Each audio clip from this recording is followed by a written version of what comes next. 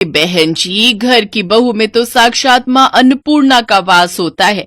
अपने परिवार को अच्छा अच्छा स्वादिष्ट और ताजा भोजन खिलाना तो हर औरत का धर्म होता है। बिल्कुल सही कह रही हो बहन जी, लेकिन आजकल पारिवारिक लड़की ढूंढ पाना उतना ही मुश्किल है जैसे गधे के सर में सींग। अब आप हमें ही ले लीजिए। अर्णव मेरा इंजीनियर है, कम से कम लाखों में सैलरी है उसकी, लेकिन फिर भी अपनी पसंद की लड़की नहीं मिल रही। वो क्या है ना, मेरा अर्णव विदेशी खाना खाने का बड़ा ही शौकीन है। कहता है सिर्फ उसी लड़की से शादी करूंगा जो विदेशी खाना यानी कॉन्टिनेंटल फूड, हाँ कॉन्टिनेंटल फूड बनाना जानती होगी। और आपको तो आजकल की लड़कियों का पता ही है, इंडियन खाना तो उनसे बनता नहीं, तो विदेशी तो क्या ही बनाएंगी। अरे ना ना ना बहन जी, सब लड़कियां एक सी ना होती। मेरी सानवी तो हर तरह का खाना बनाना जानती है, खासकर वो विदेशी कॉन्टिनेंटल फूड।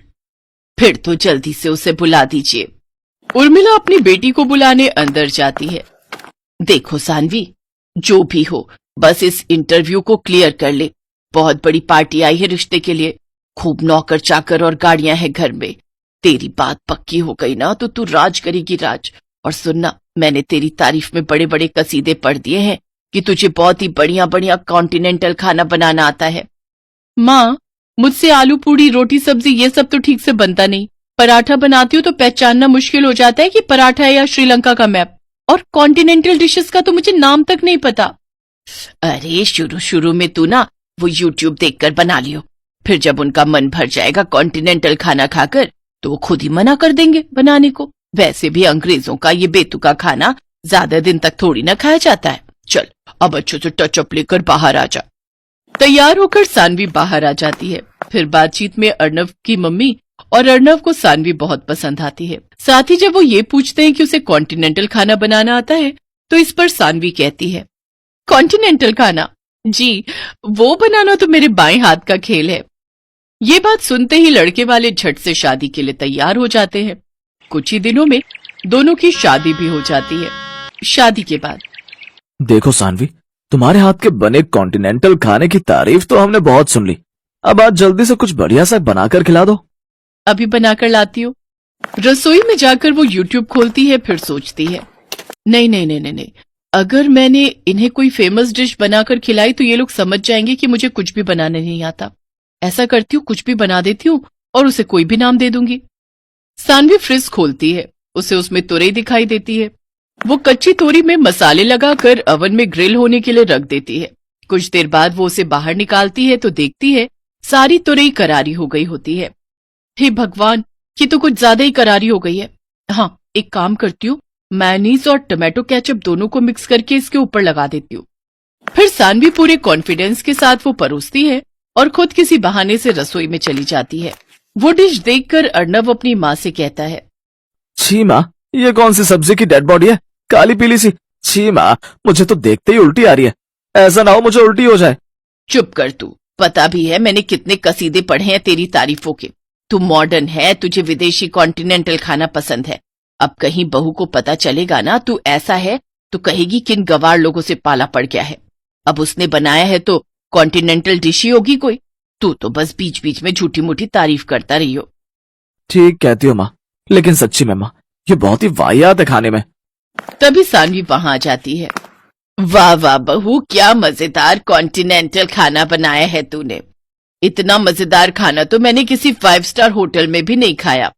अरे वाह, माँ जी को मेरे हाथ की ये जली हुई तोरई इतनी पसंद आई। वाह वाह वाह भगवान, तूने बचा लिया।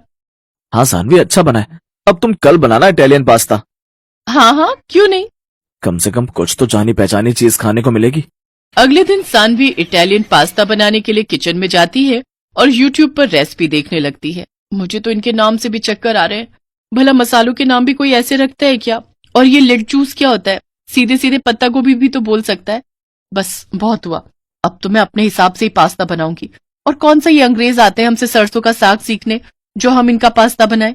उस दिन भी यही हुआ। सानवी ने पास्ता में व्हाइट सॉस मिलाने की जगह उसमें अरारोट और कॉर्नफ्लोर मिलाया। साथ ही साथ पास्ता में ढेर सारी लाल पिसी हुई मिर्च भी डाल दी। अब देखना, अब ये इनका आखिरी पास्ता होगा। इतनी लाल मिर्च छोंक के डाली है कि आज के बाद नाम नहीं लेंगे कॉन्टिनेंटल खाना बनाने का। सानवी वो पास्ता लेकर बाहर आती है। वाह वाह वाह, बन गया पास्ता। हाँ, लेकिन आज इटालियन नहीं, मैंने आखिरी पास्ता बनाया है। लाला बहू, आखिरी हो या पहला, हमें तो खाने से मतलब है। तू ला झट से प्लेट में निकाल। अर्नब और उसकी माँ पहला चम्मच खाने के बाद ही 2 गिलास पानी पी जाते हैं। पास्ता थोड़ा तीखा लग रहा है ये कहकर वो पास्ता छोड़कर उठ जाते हैं। अब वो हर रोज इसी तरह अजीबोगरीब डिशेस बनाकर, कभी वो पनीर स्वाहा बनाती तो कभी साग अनकारा। एक रोज सास अपनी बहू से, बहू तेरी ना दिल्ली वाली बुआ सास, उनका बेटा और बेटी भी आ रहे हैं, तू ना उनके लिए वो सब कॉन्टिनेंटल खाना बनाना जो तूने हमारे लिए बनाए हैं। वो बुआ ना बड़ा ही मजाक उड़ाती थी मेरा कि भाभी तेरी जिंदगी तो दाल चावल रोटी में ही कट जाएगी, हमारे घर तो हर देश का खाना बनता है, आज सबको दिखा दूंगी मेरी बहू कितनी गुनी है। हैं?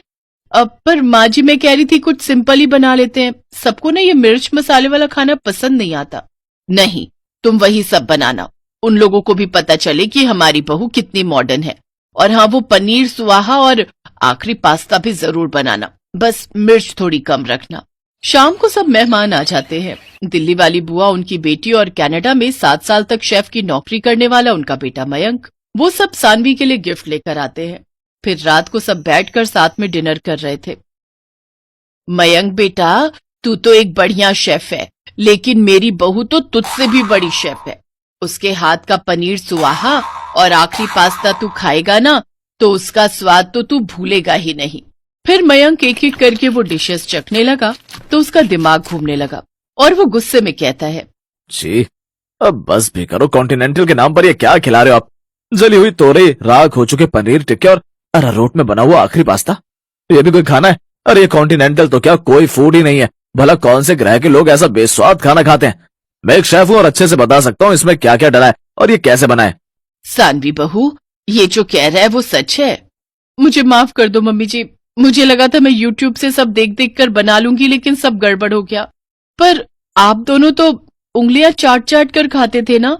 उंगलियां चाट कर नहीं, बल्कि नाक बंद करके और अपनी उंगलियां रोक रोक कर खाते थे, क्योंकि सच तो ये था हमने कभी पहले कॉन्टिनेंटल खाना खाया नहीं था। तो क्या आपने झूठ कहा मुझसे? हाँ बेटा, जैसे शादी करने के लिए तेरी माँ ने झूठ के पहाड़ बनाए ना, वैसे ही मैंने भी बनाए। हाँ, और आप दोनों के इस झूठ में आखिरी पास्ता हम दोनों का बन गया। ये बात सुनकर सभी जोर जोर से हंसने लगते हैं।